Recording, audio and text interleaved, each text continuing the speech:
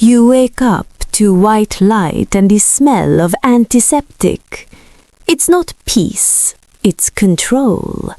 The ceiling above you is too clean, too expensive, private.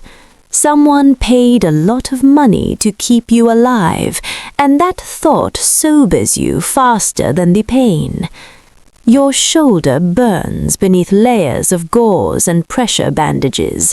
Not the sharp agony of fresh injury, the deep, simmering ache of something that almost ended you and hasn't decided whether to forgive you yet.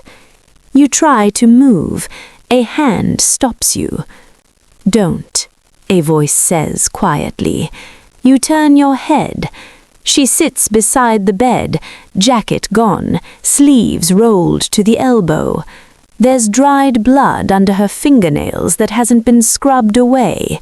Her eyes are rimmed red, not from tears. She doesn't strike you as someone who wastes them, but from staying awake too long. "How long?" you ask. 6 hours, she says. You stopped breathing twice. You absorb that. The city tried to kill you. She refused to let it finish the job. "Anyone else hurt?" you ask. She watches you carefully. You're still you. Answer the question. "No," she says, "just you." Good. Weak costs lives. You can afford pain. You can't afford casualties. "They believe it," she continues. The shot, the fall, the blood. Words already moving. "About what?" you ask. "That you hesitated," she says. "That I didn't." You close your eyes, exactly as planned, and yet your chest tightens anyway. "You shouldn't be here," you say. "I know. They'll be watching. They already are." You open your eyes again. "Then why are you still sitting by my bed?" Her jaw tightens.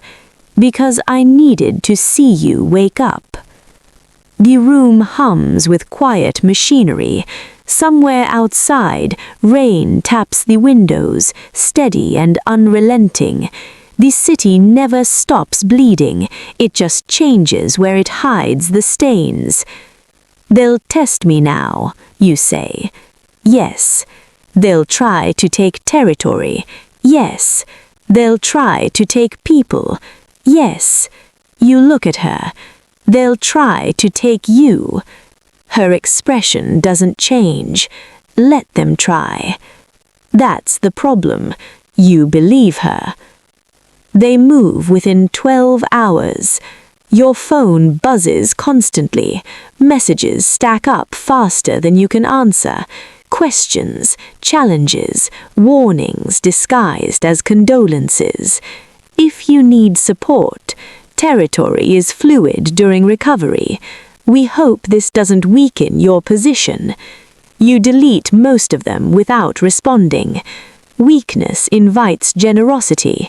Generosity invites knives. "They're circling," your lieutenant's replacement says later that night, standing near the foot of your bed.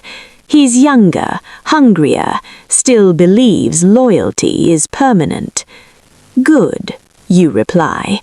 "Let them see blood in the water." He hesitates. With respect, you cut him off with a glance. "Do you know why sharks kill each other?" you ask, calmly. He swallows. "No. Because they panic when they smell blood," you say. "They forget who the real threat is." You turn your head slightly toward the window.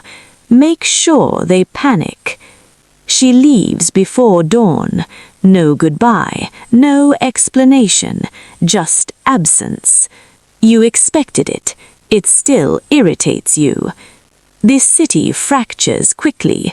Old boundaries blur. Minor players make loud moves to seem bigger than they are. Two crews clash over a strip of warehouses that used to answer to you without question. You let it happen. That's what surprises everyone. They're waiting for you to retaliate, your advisor says during a late-night briefing.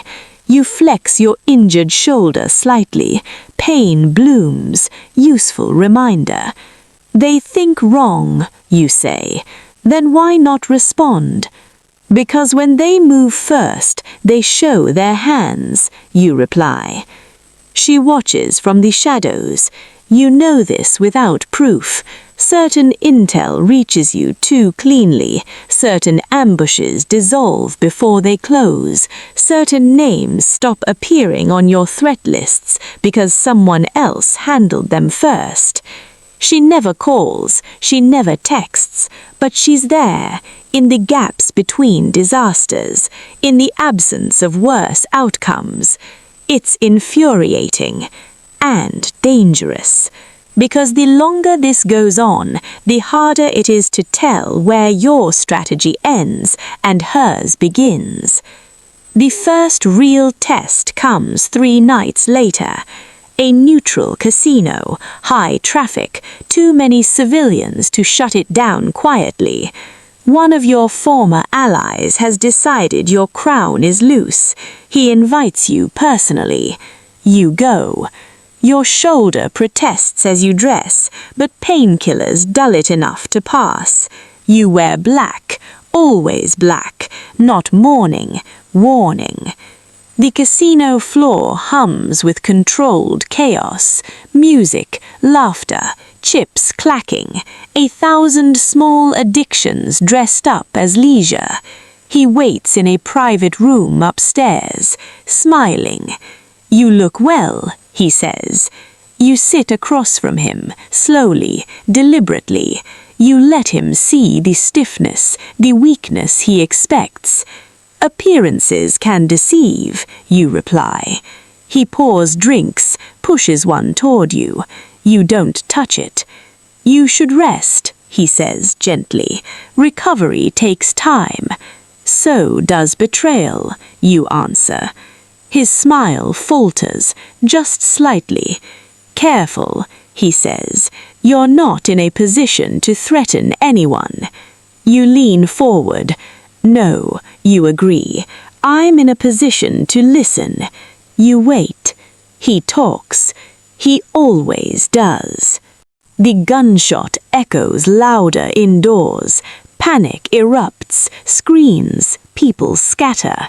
Your would-be rival collapses forward, blood blooming across the table. You don't flinch. You stand calmly as security rushes in. Outside, somewhere unseen, someone disappears into the night. She never misses. By morning, the city understands. You may be wounded, but you are not alone, and that terrifies them far more. The city doesn't sleep, it simmers. Smells of wet asphalt, diesel and fear curl through alleys, while neon signs flicker like the pulse of something alive beneath the concrete. You move through it carefully, each step measured. Pain threads through your shoulder, reminding you that vulnerability is a liability, but pain is also a compass.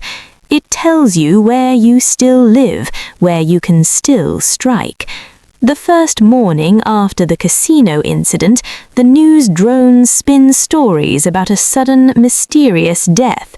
Your rival's face floods social media, not in celebration, but in terror. A subtle warning.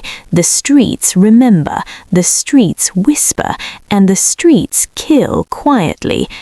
You sit in your office, darkened, blinds half drawn, fingers tracing the rim of a glass that hasn't held liquor in days. You don't need it. You have the image of her, the one who walks in darkness with precision, who carries death like a lover's whisper. Her name is unspoken in your circle, but you feel her, always, and that is a weapon as sharp as any knife.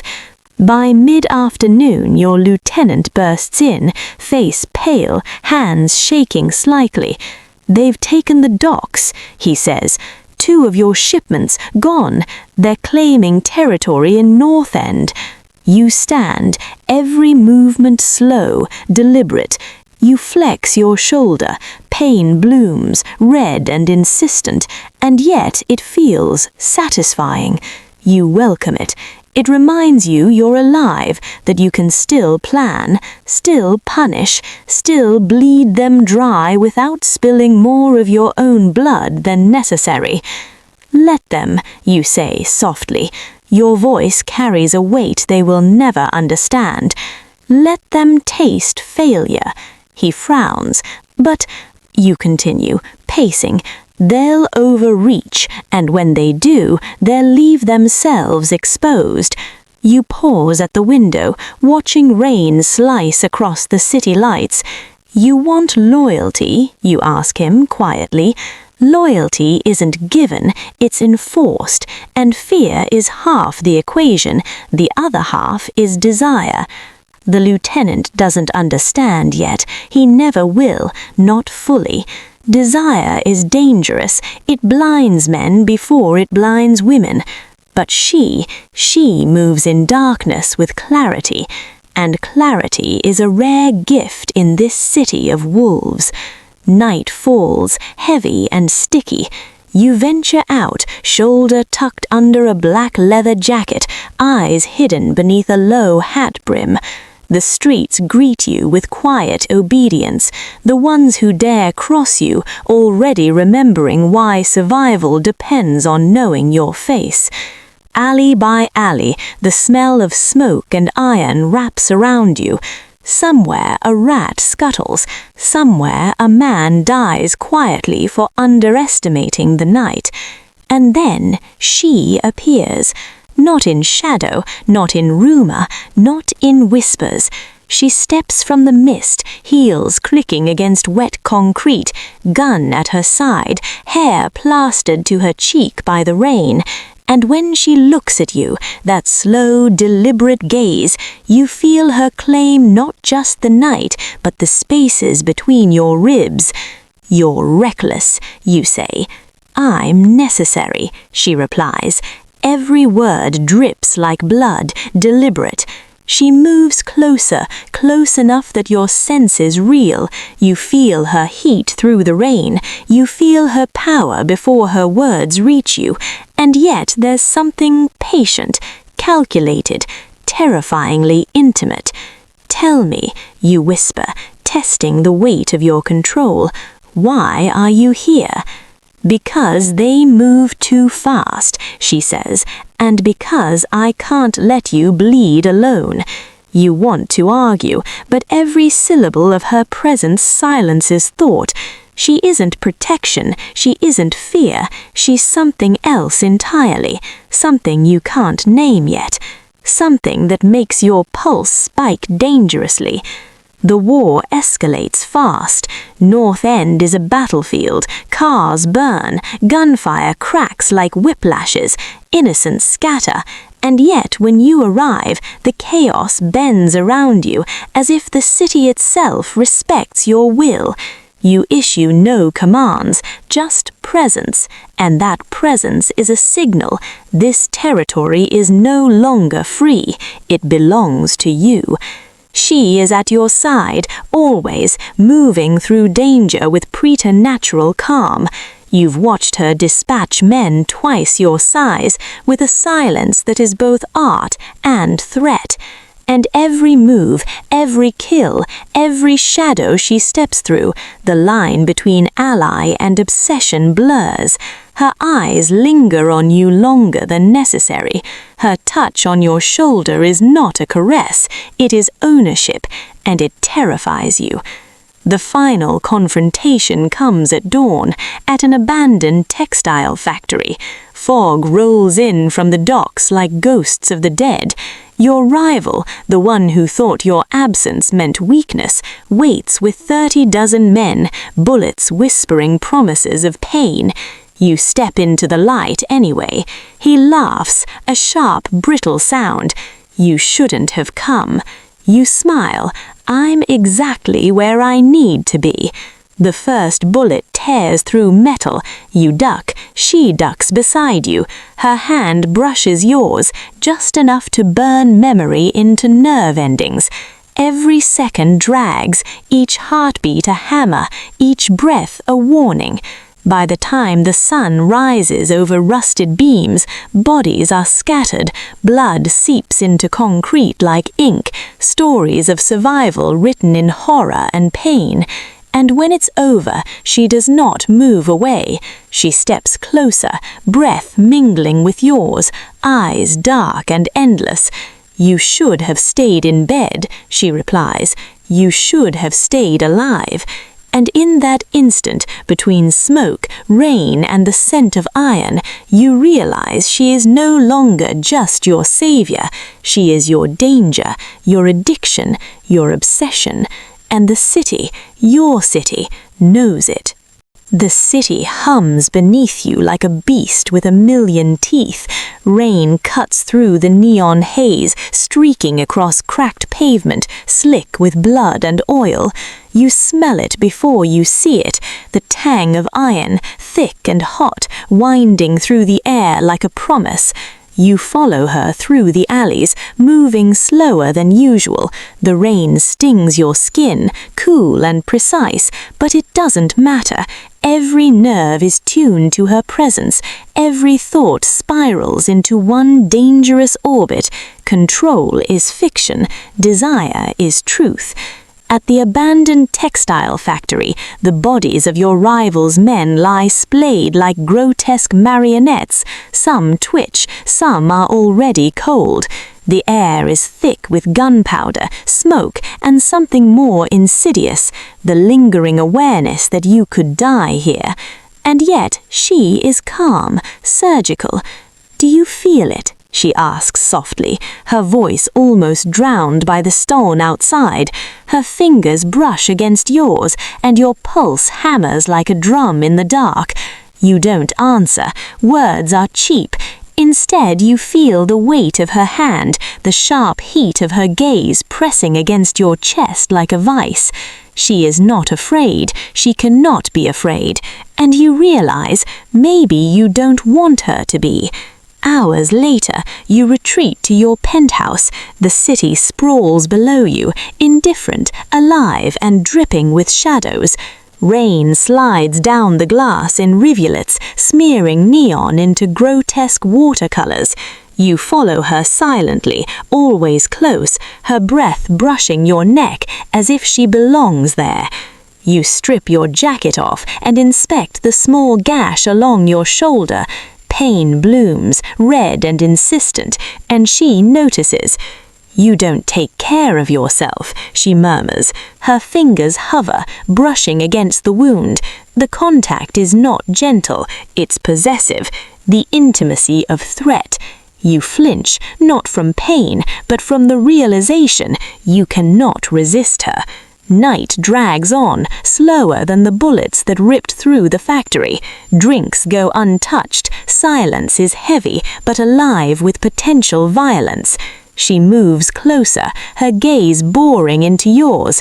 "You think this game is over," she whispers. "They'll come for you. They always come for you."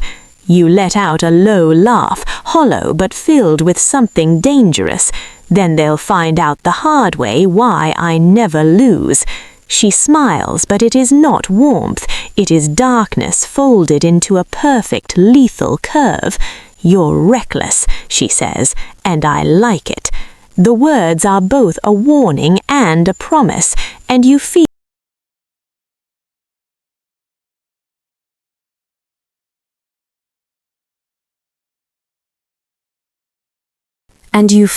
the shift, like the city itself is bending around you, reshaping itself to match the tension in your chest. The next day you make your move. North End is silent now, as if it's holding its breath. You arrive at the docks alone, her shadow behind you. You inspect your shipments, finding some untouched, some already gone. You notice traces, footprints in wet cement, bloodstains, broken glass. A subtle warning left deliberately. Someone knows you're still alive. Someone wants you to fail. You draw your weapon slowly, every movement precise, deliberate, almost ceremonious. She steps close, pressing a hand to your arm. "Do not hesitate," she says. Her lips are near your ear. "Not for them, not for me." You hesitate anyway, because the truth is, you might hesitate for her, and that hesitation could cost you everything. Hours later, the streets explode in chaos. Explosions ripple through warehouses, lights shatter, alarms scream, men fight, scream, bleed. But you and she move like ghosts through carnage, silent, unstoppable. Every strike is calculated, every shot is poetry. By the end of the night, the rival gang is shattered, their territory claimed. Blood paints the walls in abstract patterns. The city watches, breath held, as you leave nothing but silence behind. And yet, as you exit the warehouse, rain pouring over you, you see her again. The look in her eyes, slow and deliberate, heavy with something unspoken. Desire, danger, obsession. The lines between ally, enemy, and lover blur. You don't know who owns whom anymore. And you realize this is only the beginning. The night is thick with rain and smoke, curling around your body like a lover with teeth. You don't notice the cuts on your knuckles until she brushes her fingers against them. The touch is electric, sharp, intimate, a silent claim. Pain marks the territory, she murmurs, her lips almost graze your ear. The words are not comforting, they're a challenge, a dare. You shiver, not from cold. You move through the shadows of the city, careful but calculating. Every street corner, every dripping alleyway feels alive with eyes, real or imagined, you cannot tell. Yet you feel her close, just behind you, her presence both protective and predatory. At the abandoned apartment complex, you make her stop. The floorboards creak under her boots. The air is thick with mildew and the ghost of smoke from a fire long past. She turns to face you, eyes glittering, hunger tempered with caution. "I should kill you for walking into this alone," she says softly, almost teasing. "But I won't. Not yet." Her hands find yours, binding you in a grip that's intimate and dangerous. You sense her pulse, quick and low, her breath a storm against your neck. The tension twists inside you like a knife. You're alive, you're burning, you're trapped. Hours pass like minutes. Rain taps on the broken windows. Outside, the city moves, indifferent. Inside, the space between you contracts and stretches, fragile and loaded with violence. She leans closer, her lips near yours, yet not touching.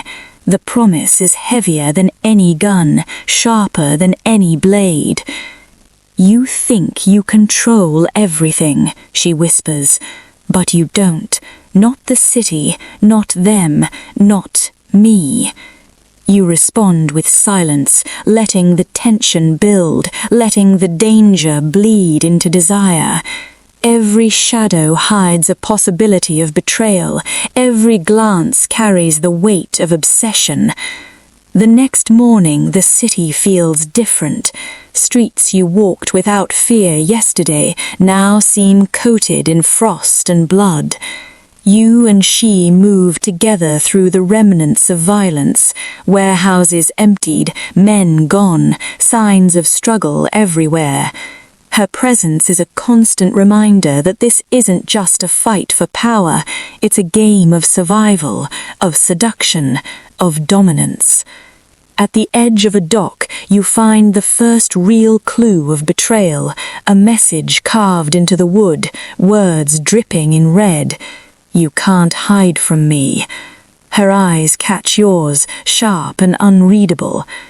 They're close, closer than you think, and maybe someone already walks with your blood on their hands. The adrenaline coils in your stomach. Every instinct screams to strike, yet every instinct trembles at the weight of her gaze. You realize something frightening. You don't just fear her enemies anymore. You fear what you might do for her. Night descends again. Rain falls, harder now, pounding the city in relentless sheets. You return to your safe house, the streets echoing with distant sirens and shattered neon. She sits in the shadows, waiting, patient and impossible to read.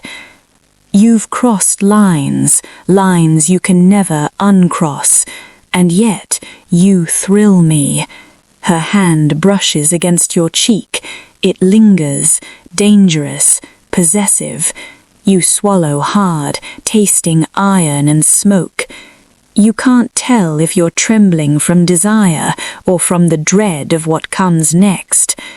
And then, almost imperceptibly, she smiles, a predator's smile, slow, deliberate, promising pain and ecstasy in equal measure. The city waits, the blood waits, and so does she. You realize finally that there is no turning back. The game has just begun, and the stakes are higher than ever. Survival is temporary, desire is permanent, and the shadows you walk in will remember your name, in whispers, in screams, in blood.